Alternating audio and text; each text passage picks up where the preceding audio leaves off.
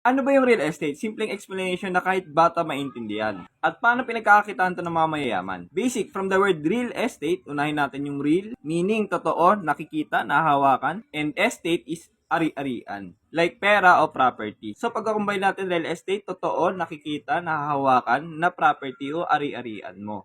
At kadalasan mga bahay at lupa yan, kondo, kalsada, highways, hospitals, at iba pa. So kung may real estate, meron bang fake estate o siguro asset na hindi mo nakikita, nahawakan? Meron, example stocks, di ba? Hindi mo naman nahawakan yung nakikita. Kumbaga certificate lang yun o papel na napatunay na pag may-ari mo yung bahagi ng kumpanya. Next is sikat na sikat, crypto. Currency yan, hindi mo nahawakan, hindi mo nakikita. And consider din yung ari-arian na part ng network ng mga tao. Kumikita ang mga mayayaman dito sa dalawang paraan. Una, pagbili at pag-rent. So pag binili nila, paparenta nila. Pangalawa, buy and selling.